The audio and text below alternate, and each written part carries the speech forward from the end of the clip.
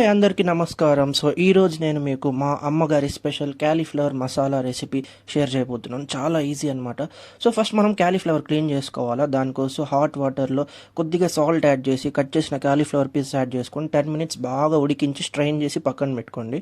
ఆ తర్వాత మసాలా పేస్ట్ కోసం మిక్సర్లో ఆవాలు, తెల్లగడ్డపాయలు, అల్లము, కొద్దిగా ఉప్పు, వాటర్ యాడ్ చేసి ఫైన్ పేస్ట్ చేసి పక్కన పెట్టుకోండి. ఇప్పుడు ఒక ప్యాన్లో కొద్దిగా ఆయిల్, ఆనియన్, టమాటో, పసుపు, ఉప్పు యాడ్ చేసి 5 మినిట్స్ బాగా మగ్గనివ్వండి. ఆ తర్వాత ఈ మసాలా పేస్ట్ని యాడ్ చేసి మళ్ళీ ఇంకొక 5 మినిట్స్ మీడియం ఫ్లేమ్లోనే బాగా మగ్గించిన తర్వాత నీట్గా క్లీన్ చేసి కట్ చేసి పెట్టుకున్న కాలీఫ్లవర్ పీసెస్ని ఈ మసాలాలో యాడ్ చేసి బాగా మిక్స్ చేయండి. ఆ మసాలాలు మొత్తం కాలీఫ్లవర్ పీసెస్కి కోట్ అయ్యే విధంగా మిక్స్ చేసిన తర్వాత 3 గ్లాసెస్ ఆఫ్ వాటర్ యాడ్ చేయండి. ఆ తర్వాత 2 స్పూన్లు మిరప్పొడి, 2 స్పూన్లు ధనియాల పొడి యాడ్ చేసి బాగా మిక్స్ చేసిన తర్వాత మూత మూసేసి 30 మినిట్స్ మీడియం టు హై ఫ్లేమ్లోనే బాగా మగ్గనివ్వండి.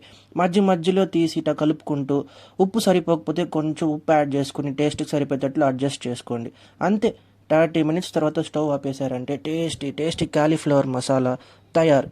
ఈ కాలీఫ్లవర్ మసాలా మీరు వేడి వేడి అన్నంలో కలుపుకొని తింటే టేస్ట్ అయితే అద్దిరిపోతుంది.